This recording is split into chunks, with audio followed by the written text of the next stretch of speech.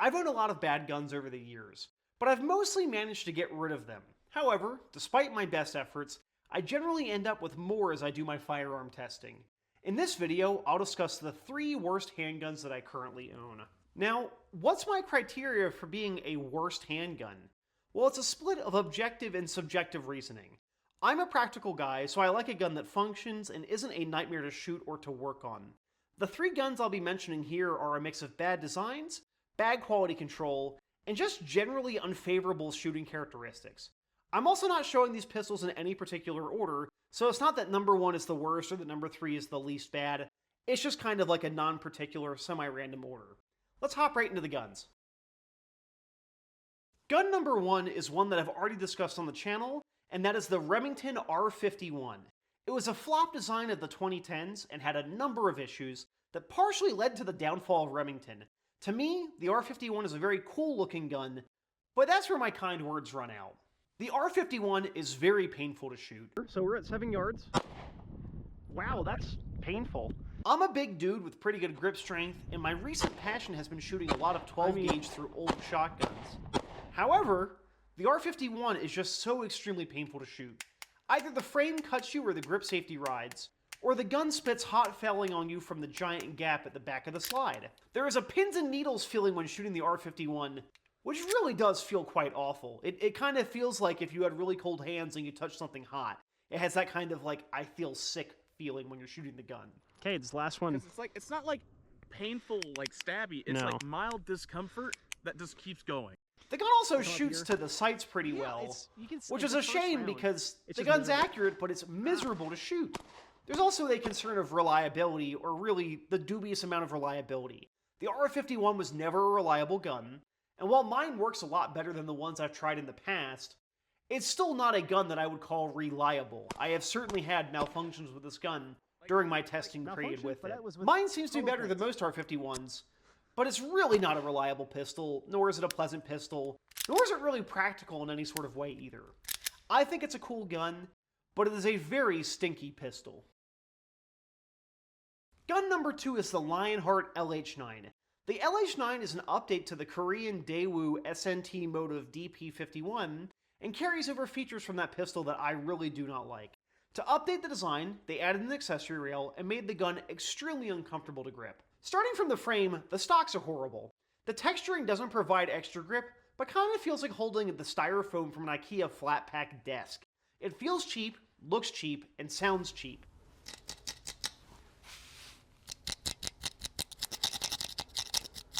The magazine release is beveled too, but they made it worse for actually depressing it to drop a magazine. To me, the real stinky part of the gun is the trigger though, and this is a massive hurdle for me. The LH9 uses the DP51's triple action trigger design. What this means is that we have 3 possible trigger presses with the gun, and none of them are particularly good. We have the double action, which would only be used if we had a failure to detonate. This gun has no decocker, which means you really can't safely put it in the double action mode with ammo in the gun.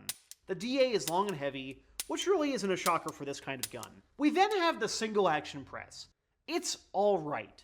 It's about on par with a stock Beretta 92, which is not really a high bar there. It has light take-up and then a medium weight brake. It's fine, and it's kind of like the definition of okay. It's not bad, but it's not anything that you would favorably write about. Now the real oddity here is the triple action trigger. To set it up, we cock the hammer, and then we push the hammer forward.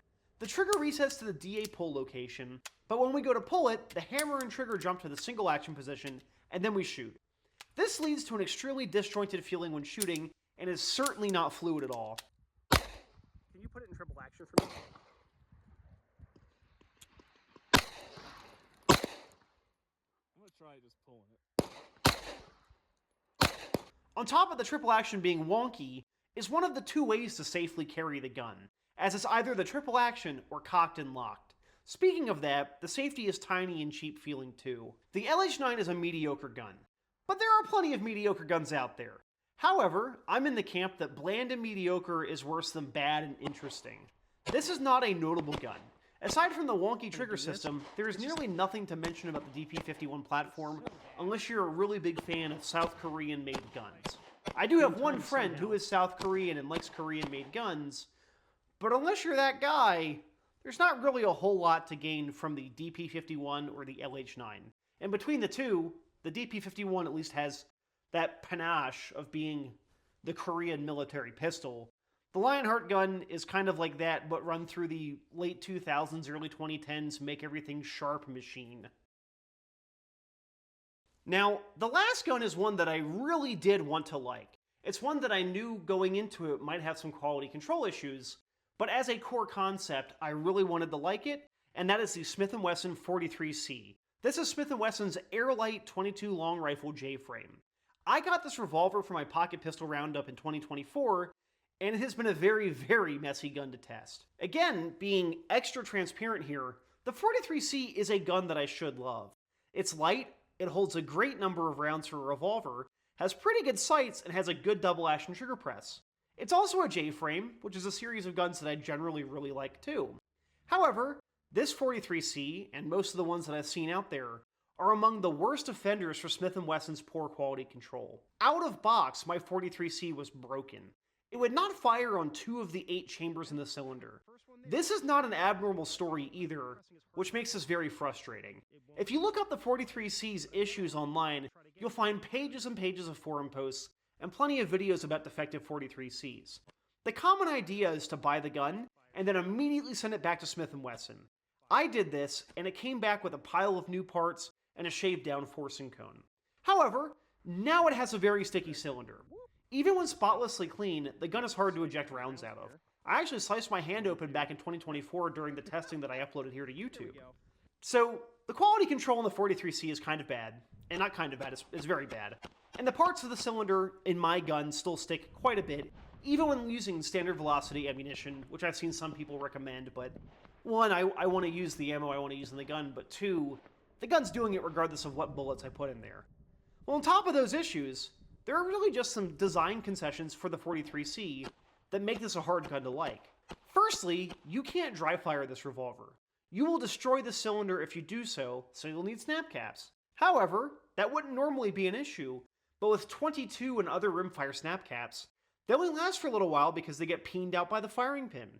This means that this is a very hard gun to actually get your practice dry fire in with, which is a massive barrier for me to like it because dry fire is such an integral part of getting better as a shooter. The icing on the cake for that too is that Ruger makes the LCR-22, which has the same capacity, better quality control, a better out-of-box trigger, can be dry fired, doesn't really have ejection issues, and it costs less money than the 43C. Well, I tested the LCR-22 back during 2022 and 2023. I reviewed it in 2023, which you can see the review listed down in the description below, but I did get rid of that LCR. And you're probably wondering, well, why would you get rid of that and go to a gun that might have issues? I test guns. I've been doing this for nearly a decade now, and the LCR was a gun that I had finished all my testing on. It was fantastic.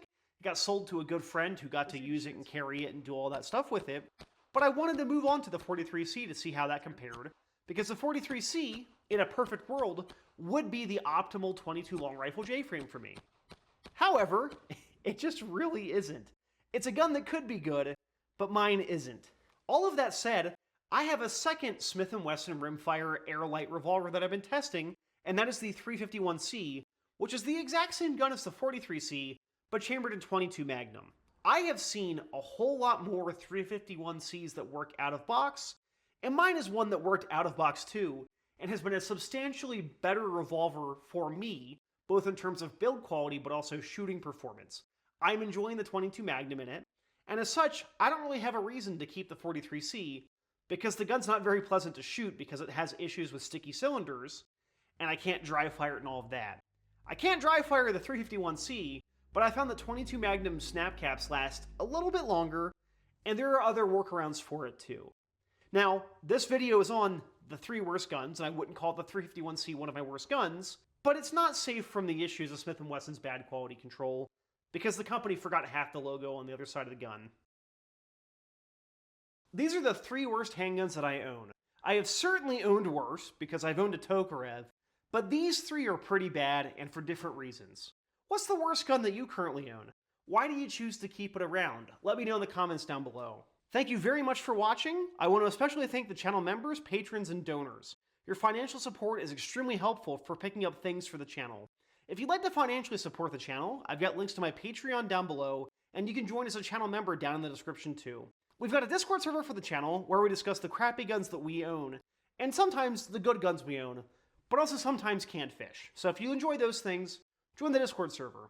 Again, thanks for watching, and I'll see you in the next video.